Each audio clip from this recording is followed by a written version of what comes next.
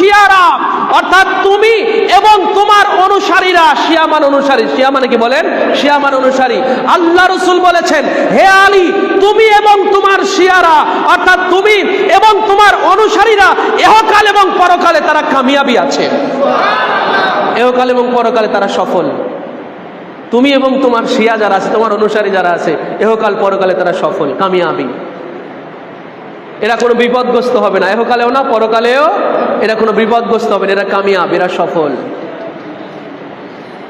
তো এই শিয়া শব্দটা কিন্তু খারাপ শব্দ না, কিন্তু ব্যাপারটা হয়েছে কি, একটা বাতিল মাযহাব এই শব্দটাকে ব্যবহার করেছে। বুঝতে পারলেন আশা করি? একটা বাতিল মাযহাব এই শব্দটাকে তারা ব্যবহার করেছে, তাদের মাযহাবের নাম দিয়েছে শিয়া মাযহাব। মাযহাবের নাম দিয়েছে কি বলেন? শিয়া মাযহাব নাম দিয়েছে, একটা বাতিল দল। কেন? তাদের সবচেয়ে বড় ভ্রান্ততা জেনে রাখবেন, জেনে যান, আজকে জেনে যান। এই যে বাতিল মাযহাব যারা শিয়া নাম দিয়েছে, আজকে সেই বাতিল মাযহাবের সাথে আমাদেরকে অনেকে অজ্ঞতাবশত, মূর্খতাবশত আমাদেরকেও শামিল করে, ঠিক কিনা বলেন? আমাদেরকে শামিল করে, জেনে রাখবেন, আমাদেরকেও শিয়া ভাবে। হ্যাঁ, আমরা মেদিনীপুর দরবার শরীফের যারা, আমাদেরকেও শিয়া ভাবে। কেন? আরে ভাই, এই কারবালার কর্মসূচি পালন করা, এটা 4 নম্বর দরবার পাক। ये बात याद रखिए, 4 নম্বর দরবার পাক যে মুহররমের কর্মসূচি পালন করে, সেটা মিছিল পাক হোক, আলম পাক উত্তোলন হোক, মজলিস পাক হোক, মাতম পাক হোক, যত কর্মসূচি 4 নম্বর দরবার পাকে মুহররম পাকের শানে যত কর্মসূচি পালন করা হয়, এটা কারো অনুসরণ করে করা হয় না।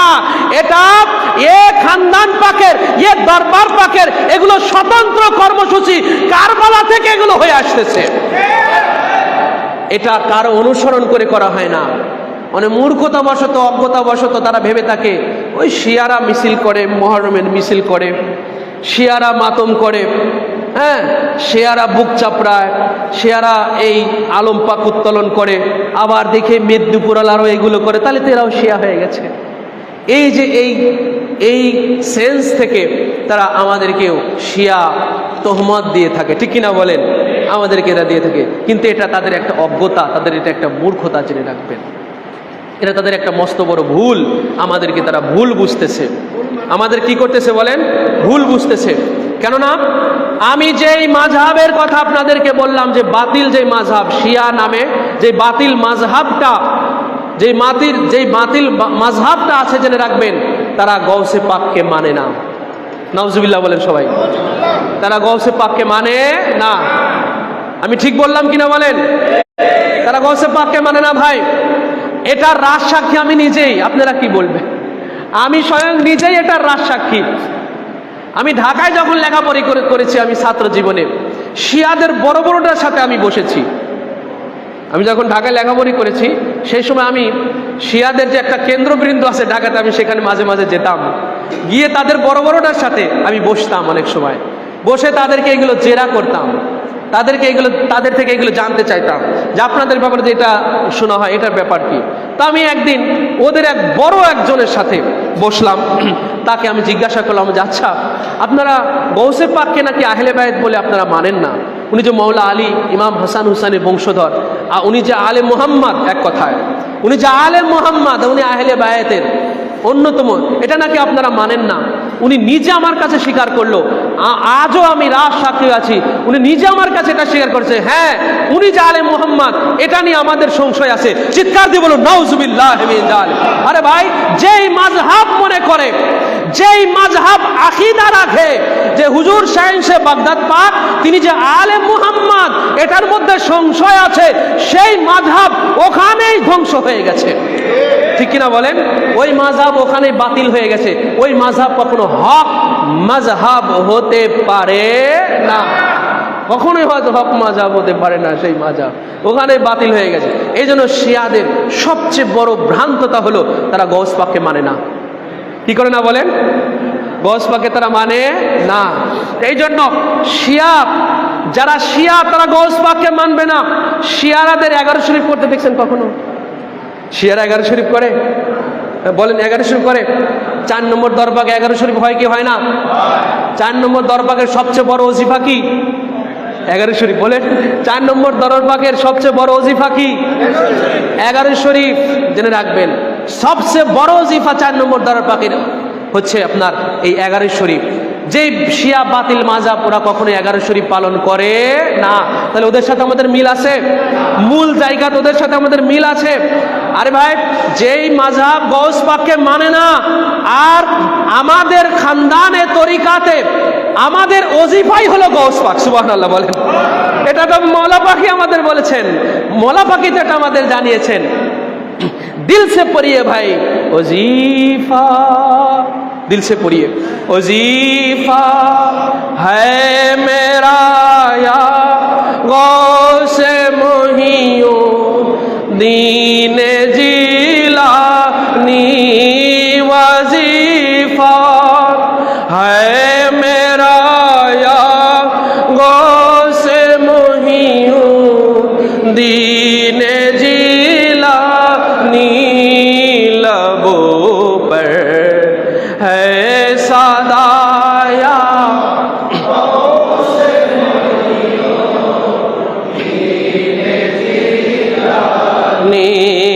लबों पर है सदाया, गौसे मोहियो दीने जिलानी। দেখেন আমাদের মওলা পাক আমাদের কি বলতেছেন, যে ওজিফা হায় মেরা ইয়া গৌসে মহিউদ্দিন জিলানী। হ্যাঁ, যেই মাযহাব, যেই বাতিল মাযহাব গৌসে পাককে মানেই না, তাদের সাথে আমাদেরকে শামিল করা হয়। আস্তাগফিরুল্লাহ, নাউজুবিল্লাহ। আল্লাহ পাক আমাদের ওটা থেকে পরিত্রাণ দান করুক। আর আমাদের ওজিফাই হচ্ছে গৌস পাক। সুবহানাল্লাহ। ওজিফা হায় মেরা ইয়া, আমাদের ওজিফাই হচ্ছে ইয়া মহিউদ্দিন জিলানী, ইয়া মহিউদ্দিন জিলানী। ঠিক কিনা বলেন? ইয়া মহিউদ্দিন জিলানী। সেই মহিউদ্দিন জিলানীর গদিনশীন আমাদের আকা মাওলা, আমাদের পীর ও মুর্শিদ, হিজ হলিনেস সৈয়দনা ওয়া মালজানা হযরত সৈয়দ শাহ ইয়াসুফ আলী আল কাদরি আল হাসানি আল হুসাইনি আল বাগদাদি আলা জাদ্দিহি নবিয়ানা আলাইহিস সালাতু ওয়াস সালাম, যিনি সদা সর্বদা উনার দ্বারস্থ যখন আমরা হচ্ছি, উনার সামনে যখন আমরা হাজির হচ্ছি, কোনো বিপদে পড়ে, কোনো হাজতে, স্বয়ং তিনি নিজে আমাদেরকে এই নির্দেশনা দিতেছেন, এই আমাদের এই হুকুম পাক দিতেছেন যে গৌস পাকের কাছে চাও, গৌস পাক তোমাকে উদ্ধার করবে। সুবহানাল্লাহ। গৌস পাকের কাছে চাও, গৌস পাক তোমাকে উদ্ধার করবে। আরে ভাই, গৌস পাক আমাদের ওজিফা, ইয়া মহিউদ্দিন জিলানী আমাদের ওজিফা। কি বলেন? আমাদের ওজিফা। তাহলে আমরা কি শিয়া হলাম? বলেন, আমরা শিয়া হলাম? লবু পর হ্যায় সাদায়া গৌসে মহিউদ্দিন জিলানী, लबों पर है सदाया,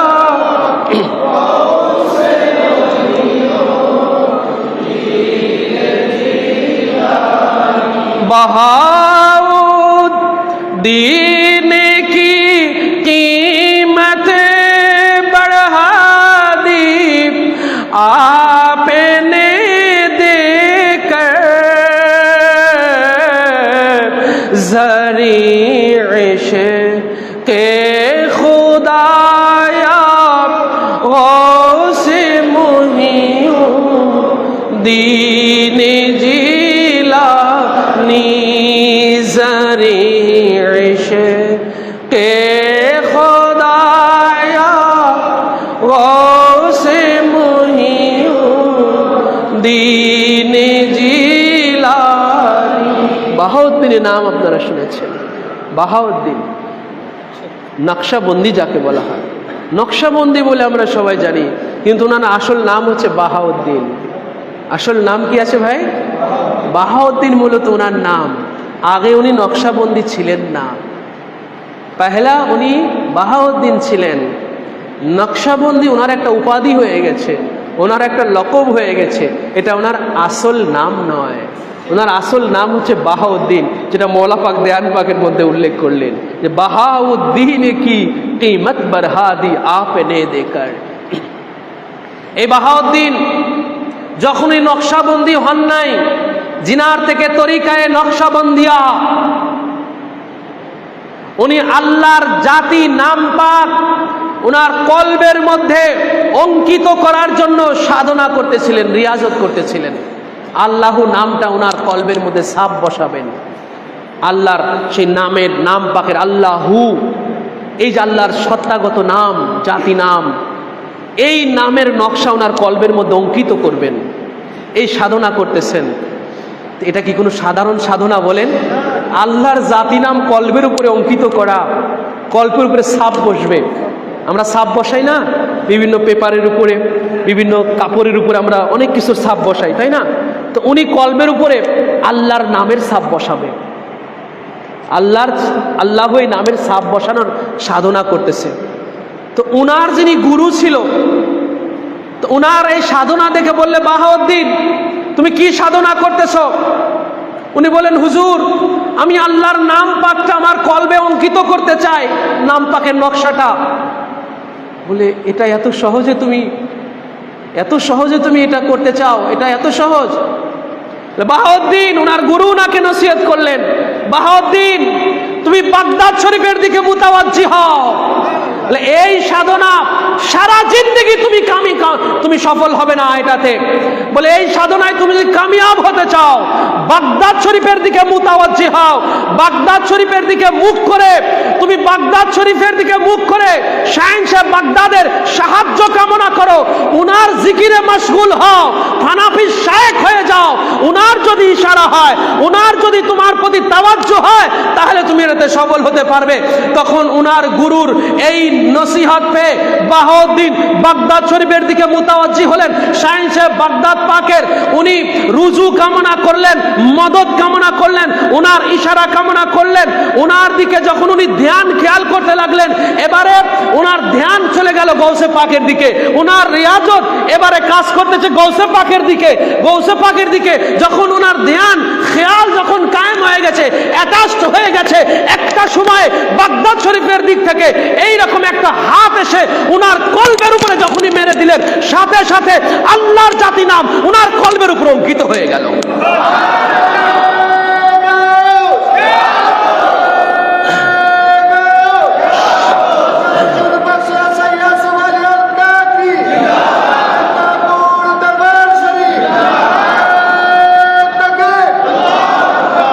এরপরে থেকে উনি নকশাবন্দি হলেন। এবারে বাহাউদ্দিন নকশাবন্দি হলেন কার ওসিলায়? বলেন, কার নেগা করমে? গৌসে পাক। এই যে হাত কয়টা আঙ্গুল? 5টা। আল্লাহু শব্দে কয়টা হরফ? আল্লাহু শব্দে কয়টা হরফ? 5টা। আলিফ লাম, আলিফ লাম, এরপরে লাম আবার 2বার, আলিফ লাম আবার লাম 2বার, এরপর হচ্ছে হা। এই মোট 5টা হরফ। কয়টা? 5টা হরফ। আল্লাহু শব্দে 5টা হরফ, এই আঙুলো 5টা। এরকম করলে দেখেন ওই আল্লাহর কিন্তু একটা সাপ আসে কি না? আল্লাহর একটা সাপ বোঝা যায়। তো গৌসে পাকের সেই হাত ওনার কলবের এসে পড়লো। এরপরে আল্লাহ পাকের সেই জাতি নাম ওনার কলবের উপর অঙ্কিত হয়ে গেল, নকশা বন্দি হয়ে গেল। নকশাটা ওনার এই কলবের উপর অঙ্কিত হয়ে গেল। এরপরে তিনি নকশাবন্দি হয়ে গেলেন। মনসুরে হাল্লাজ আনাল হক বললেন, আমি খোদা বললেন। আনাল হক মানে আমি খোদা। তো বান্দা যদি বলে আমি খোদা, এই সাধারণ বান্দারা কি এটা বুঝবে? বলেন, বুঝবে? বান্দা যদি বলে যে আমি খোদা, এই সর্বসাধারণ কি এটা বুঝবে? এটা তো শিরক হয়ে গেছে, এটা কাফের হয়েছে, এটাকে এখন ধরতে হবে, এটাকে ধরে মারতে হবে, ঠিক কিনা বলেন? সাধারণদের যে কাজটা আর কি, যারা বুঝে না, সাধারণদের যে কাজ, বলে এটাকে ধরতে হবে, মারতে হবে, এটাকে কাটতে হবে, এটাকে জ্বালাতে হবে। তো মনসুরে হাল্লাজকে তো তাই করা হয়েছিল, ঠিক কিনা বলেন? তাকে ধরা হলো, তাকে মারা হলো, তাকে টুকরো টুকরো করা হলো, তাকে পুরানো হলো, জ্বালানো হলো, তার ছাই আবার সাগরে ভাসিয়ে দেওয়া হলো, ঠিক কিনা বলেন? এটাই তো করা হয়েছে মনসুরে হাল্লাজকে, ঠিক কিনা বলেন? এই যে আপনার সাধারণ যারা মনসুরে হাল্লাজের আনাল হক এর মর্ম ভেদ কি তারা বুঝেছিল? বুঝতে পারে নাই, যার কারণে তাকে ধরে তাকে টুকরো টুকরো করেছে, প্রথমে তাকে আগুনে জ্বালিয়ে দিয়েছে। আর মৌলা পাক কি বললেন? আনাল হক कहते थे जुब हजरते मंसूर नामे हक तुम्हारा जिक्र था या गौसे मुहीउद्दीन जिलानी तुम्हारा जिक्र था या गौसे मुहीउद्दीन जिलानी। मौला पाक से मर्मभेद पेश करलेन। জানাল হক कहते थे जो हजरत मंसूर नाम हक मंसूर हल्लाज সে যে আল্লাহর নামে নিজে খোদা বলল যে আনাল হক আমি খোদা। কি করে সে বলতে পেরেছিল? তার বলাটা সঠিক ছিল। সে ফেরাউনের অবস্থানে গিয়ে বলে নাই। যেমন ফেরাউনও বলেছে আনা রব্বুকুমুল আলা, আমি তো তোমাদের বড় খোদা। নাউজুবিল্লাহ, আস্তাগফিরুল্লাহ। ফেরাউন এটা বলেছিল। হ্যাঁ, মূসা আলাইহিস সালামের উম্মতদেরকে ফেরাউন বলেছিল যে আনা রব্বুকুমুল আলা, আমি তোমরা কোন খোদার ইবাদত করো আবার তোমরা? ফেরাউন সারা জাহানের বাদশা ছিল। ফেরাউন সারা জাহানের বাদশাহিত্ব ছিল ফেরাউনের। হ্যাঁ, এখন ফেরাউনের এই রাজ্যের লোক সে আল্লাহর আবার ইবাদত করে, আল্লাহকে প্রভু মানে। ফেরাউনের তো মাথাই খারাপ, বলে আমি হলাম সবার বাদশা, এর আবার কোন খোদার ইবাদত করতেছে?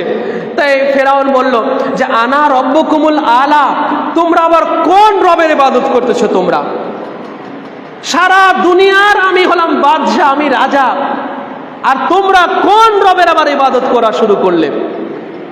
আনা রব্বুকুমুল আলা, আমি তো তোমাদের বড় খোদা। আলা বলে আমি তো সবচেয়ে বড় খোদা, সবচেয়ে মহান খোদা তোমাদের, তোমরা আবার কোন খোদার ইবাদত করো? এটাই ফেরাউন বলেছিল। ফেরাউনের সেই কথার আল্লাহ পাক কুরআনের মধ্যেও নাজিল করে দিচ্ছে।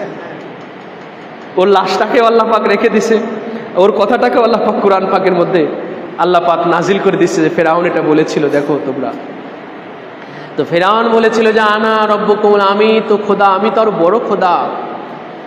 হ্যাঁ, মনসুরে হাল্লাস তিনিও বললেন যে আনাল হক, আমি খোদা। তো দুই দাবি, দুটোই কি সঠিক বলেন? দুই দাবি কি সঠিক? ফেরাউনের দাবি কি সঠিক? ফেরাউনের দাবি সঠিক ছিল না, কিন্তু মনসুরে হাল্লাজের দাবিটা সঠিক ছিল। মনসুরে হাল্লাজ যে বলেছে আনাল হক, আমি খোদা, আমি হক, হ্যাঁ, তার দাবি সঠিক ছিল এবং সেটা ডকুমেন্টারি ছিল, সেটা দলিল ভিত্তিক ছিল।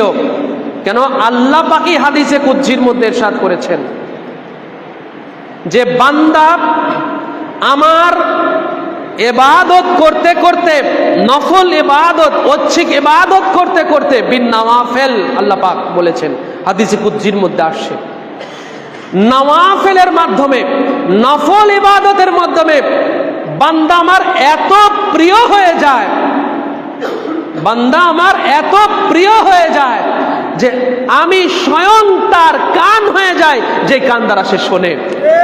আমি তার হাত হয়ে যাই, যেই হাত দ্বারা সে ধরে। এমনকি শেষ পর্যন্ত আল্লাহ পাক বললেন ওয়া রিজলাহুল লাজি ইয়ামশি বিহা। এ হাদিসে কুদসি বুখারী শরীফ দ্বিতীয় খণ্ডের 963 পৃষ্ঠার মধ্যে এই হাদিস শরীফ আসছে। বুখারী শরীফের মধ্যে হাদিস পাক, বুখারী শরীফ দ্বিতীয় খণ্ড 963 পৃষ্ঠা। আল্লাহ পাক বললেন যে ওই বান্দার ওয়া রিজলাহুল লাজি, এমনকি আমি আল্লাহ, আমি খোদা, আমার ওই প্রিয় বান্দার স্বয়ং পা হয়ে যাই, বান্দার পা আমি হয়ে যাই, ইয়ামশি বিহা, যেই পা দ্বারা সে চলে। সুবহানাল্লাহ। তো হ্যাঁ, আল্লাহ যদি বান্দার হাত হয়ে যায়, যে হাত দ্বারা সে ধরে, হাতের কাজ কি বলেন? ধরা। হাতের কাজ কি? ধরা। আল্লাহ পাক বলতেছেন হ্যাঁ, ওয়া রিজলাহুল লাজি ইয়ামশি বিহা, আমি তার পা হয়ে যায়, যে পা দ্বারা সে চলে। পায়ের কাজ কি? চলা। দেখ আল্লাহ পাক বলতেছেন যে আমি তার কান হয়ে যাই, যে কান দ্বারা সে শোনে, কানের কাজ কি? শোনা। আমি তার চোখ হয়ে যাই, যে চোখ দ্বারা সে দেখে, চোখের কাজ কি? দেখা। আমি তার হাত হয়ে যাই, যে হাত দ্বারা সে ধরে, হাতের কাজ হলো ধরা। আমি তার পা হয়ে যাই, যেই পা দ্বারা সে চলে, পায়ের কাজ হলো চলা। তো আল্লাহ যখন বান্দার কান হয়ে যান, বান্দার চোখ হয়ে যান, বান্দার হাত হয়ে যান, বান্দার পা হয়ে যান, বান্দার জবান হয়ে যান। যদি পা হয়ে যায় তো জবান হয়ে যান না? বলেন, আল্লাহ যদি বান্দার পা হয়ে যায় তো জবান হতে পারে না? তো জবানের কাজ কি? বলেন, জবানের কাজ কি? তো আল্লাহ বান্দার জবান হয়ে যায়, আল্লাহ স্বয়ং নিজে বান্দার জবান হয়ে যায়। তো আল্লাহ যদি বান্দার জবান হয়ে যায়, সেই জবান দিয়ে যদি বের হয় আনাল হক, তাহলে কি আর অসুবিধা আছে? আমি একদম লজিক্যালি আপনাদেরকে বুঝালাম, এই হাদিসে কুদসি থেকে লজিক্যালি ডকুমেন্টারি আপনাদেরকে যুক্তিভিত্তিক ভাবে বুঝালাম যে আল্লাহ কি মনসুরে হাল্লাজ যে বললেন আনাল হক আমি খোদা। আরে ভাই, মনসুরে হাল্লাজ যখন আনাল হক বলেছেন, সেই জবান কি আর মনসুরে হাল্লাজের আছে? ওটা তো স্বয়ং খোদা তাআলা হয়ে গেছেন ও জবান।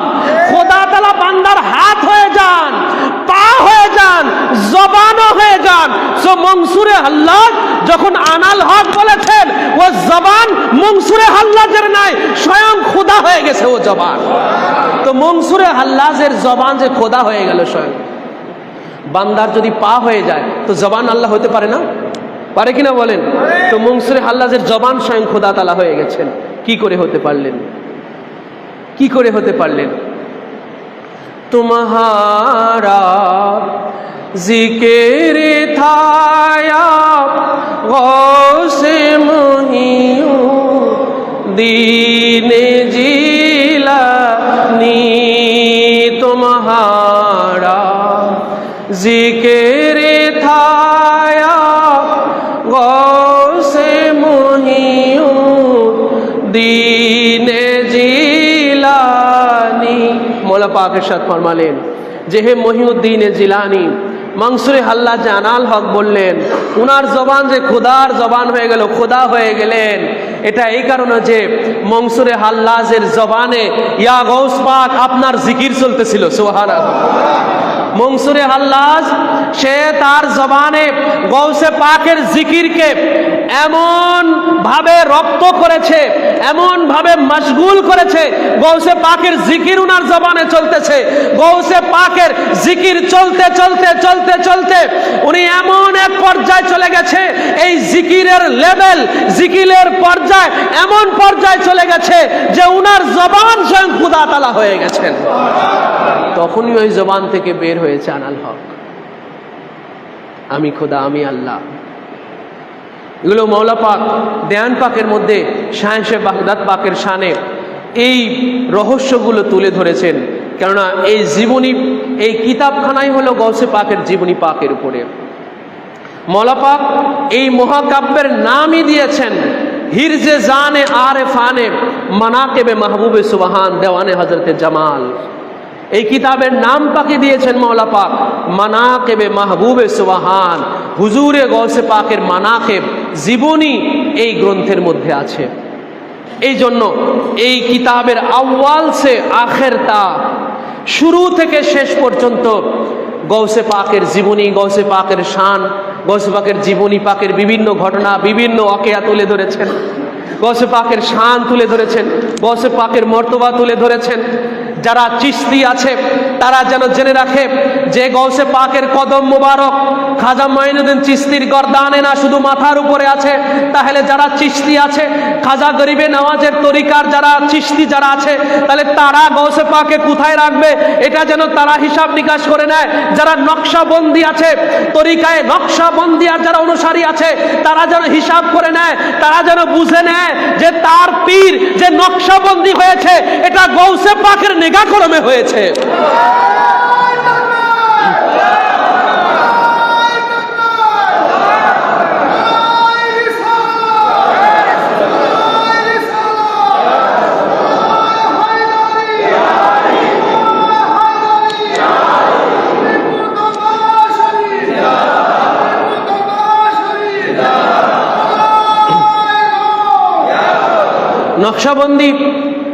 নকশাবন্দি যিনি তিনি নকশাবন্দি হলেন গৌসে পাকের ইশারায়। নকশাবন্দি এবারে যারা আছে, নকশাবন্দি তরিকার অনুসারী যারা আছে, তারা গৌসে পাকের কি মূল্যায়নটা করবে এই হিসাবটা, এই বুঝটা তারাই বুঝে নিক। এরপরে সোহরাওয়ার্দী যারা আছে, শিহাবুদ্দিন সোহরাওয়ার্দী, চার তরিকার যে আর একটা শ্রেষ্ঠ তরিকা তরিকায়ে সোহরাওয়ার্দিয়া, তরিকায়ে সোহরাওয়ার্দিয়া, শিহাবুদ্দিন সোহরাওয়ার্দী হতে এই তরিকায়ে সোহরাওয়ার্দিয়া, শিহাবুদ্দিন সোহরাওয়ার্দী, যিনি জন্মগ্রহণ করেছিলেন একজন মেয়ে হয়ে। ঠিক কিনা বলেন?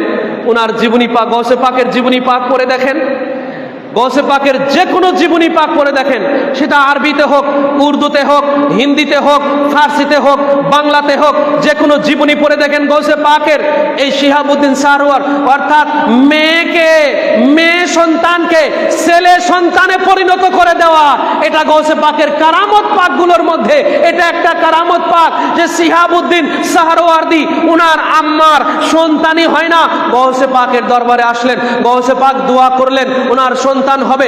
উনি চেয়েছিলেন একটা পুত্র সন্তান, হয়ে গেল কন্যা সন্তান। আবার কোলে করে গৌস পাকের কাছে আসেন, বলে হুজুর আমি বড় আশাই করেছিলাম একটা পুত্র সন্তান আমার হবে, ধর্মের খেদমতে আমি উৎসাহ করব, এ তো মেয়ে সন্তান হয়ে গেছে। গৌস পাক বরজক দিলেন, সুবহানাল্লাহ। গৌস পাক বাচ্চাটার দিকে বরজক দিলেন, কিছুক্ষণ গৌস পাক বরজক দিলেন, কিছুক্ষণ তাকিয়ে থাকলেন, তাকিয়ে থেকে বললেন, জালালি হালাতে বললেন যে না, এ তো মেয়ে না, এ তো ছেলেই আছে। গৌস পাক যাহা মাত্র বললেন জালালি হালাতে, এ তো মেয়ে নয়, এ তো ছেলেই আছে, সাথে সাথে তার মেয়েলি চিহ্ন মুছে গিয়ে সাথে সাথে পুরুষ চিহ্ন বের হয়ে গেছে। নাভি থেকে উনি পুরুষ, মাথা থেকে নাভি পর্যন্ত মেয়ে উনি। শিহাবুদ্দিন সোহরাওয়ার্দী সারা জিন্দেগি, সারা জীবন উনি যখন বড় হয়েছেন, ওনার চুল মেয়েদের মতো বড় বড় ছিল, ওনার বডি বুক মেয়েদের মতো ছিল নাভি পর্যন্ত, আর নাভি থেকে নিচ পর্যন্ত উনি পুরুষ। গৌস পাক নাম দিয়ে দিলেন, ওর নাম হলো শিহাবুদ্দিন। ও ছেলে, মেয়ে না, ও ছেলে আছে। শিহাবুদ্দিন নাম দিয়ে দিলেন গৌস পাক। তিনার থেকে তরিকায় সোহরাওয়ার্দিয়া, সেই সোহরাওয়ার্দী তরিকা থেকে আপনার তরিকায় আর একটা কি যেন আমরা বলি, কাদরিয়া, মুজাদ্দিদিয়া। এই সোহরাওয়ার্দীরই একটা হচ্ছে মুজাদ্দিদিয়া। মুজাদ্দিদিয়ার মূল হলো সোহরাওয়ার্দিয়া। সব গৌস পাক থেকে। কোথা থেকে বলেন? গৌস পাক থেকে। এই জন্য বলা হয়েছে সব সিলাসিল মে কিয়ামত তাকে উনহি কি फैज से सिलसिला का ये मेरा रहेगा औलिया अल्लाह का सिलसिला का ये मेरा रहेगा औलिया अल्लाह का सब सिलासिल में क़यामत तक उन्हीं की फैज से যত সিলসিলা আছে, যত তরিকা আছে, সমস্ত সিলসিলা, সমস্ত তরিকা কিয়ামত পর্যন্ত গৌসে পাকের ফায়েজে কায়েম হয়ে গেছে। সিলসিলা কায়েম रहेगा আউলিয়া আল্লাহ কা, ওলি আল্লাহরা সিলসিলা কায়েম রাখে। আর সমস্ত ওলি আল্লাহদের সর্দার হচ্ছেন হুজুর শাহিন শাহ বাগদাদ পাক, জিনার পাক জবানে হুজুর শাহিন শাহ বাগদাদ পাক জিনার পাক জবানে ইরশাদ করেছেন, ওয়া ওয়াল্লানি আলাল আকতাবি জামান ফাহুকমি নাফিজুন ফি কুল্লি হালিন। কাসিদায়ে গাউসিয়া গৌস পাক বলতেছেন, ওয়া ওয়াল্লানি আলাল আকতাবি জামান ফাহুকমি নাফিজুন ফি কুল্লি হালিন। আর মওলা পাক বলতেছেন, ওয়া ওয়াল্লানি আলাল আকতাবি জামান কে ও কাবিল হ্যায় লকব আহলে विलायत में है मौला गौसे आजम का लक़ब अहले विलायत में है मौला गौसे आजम का। গৌস পাক কাসিদায়ে গাউসিয়ার মধ্যে বললেন যে ওয়াল্লানি, আল্লাহ পাক আমাকে নিযুক্ত করেছেন, ওয়াল্লানি আল্লাহ পাক আমাকে নিযুক্ত করেছেন, আলাল আকতাবি সমস্ত আকতাব আকতাবের উপরে, সমস্ত আকতাবের কুতুব হিসেবে, আকতাব যত আছে জমিনে সমস্ত কুতুবুল আকতাব হিসেবে, সমস্ত আকতাবদের সরদার হিসেবে আল্লাহ পাক আমাকে জমিনে নিযুক্ত করে দিয়েছেন। জামান সমস্ত আকতাবদের ফাহুকমি নাফিজুন ফি কুল্লি হালিন, এই জন্য আমার হুকুম সমস্ত কুতুবদের উপরে সর্বাবস্থায়, সর্বহালে, সব সময়ের জন্য, সর্বাবস্থায়, সব সময়ের জন্য সমস্ত কুতুবদের উপরে আমার হুকুম তামিল হয়, আমার হুকুম জারি হয় সমস্ত কুতুবদের উপরে। এজন্য আমার হুকুম আমি জারি করি। কেন?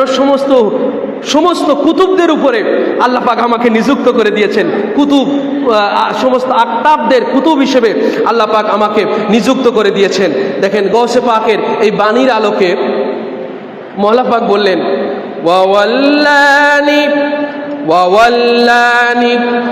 আলাল আকতাবি জামান কে ও কাবিল হ্যায়। যে গৌস পাক যে ইরশাদ ফরমালেন যে আল্লাহ পাক সমস্ত কুতুবদের উপরে, সমস্ত আকতাবদের কুতুব আমাকে নিযুক্ত করেছেন। যখনই গৌস পাক এটা ইরশাদ ফরমালেন, মওলা পাক বলতেছেন লাকাব আহলে ওয়ালায়াতে মে হে মওলা গৌসে আজম কা।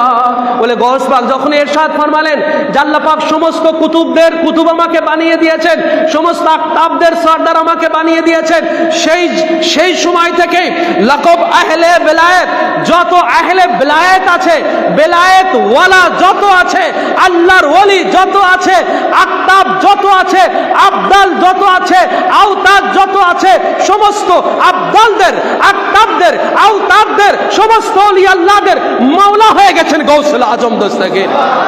সবার মাওলা হয়ে গেছেন গৌসে পাক, সবারই মাওলা হয়ে গেছেন। এবং হুজুর শাহে বাগদাদ পাক, তিনার শান পাক, আল্লাহু আকবার, মওলা পাক তুলে ধরতেছেন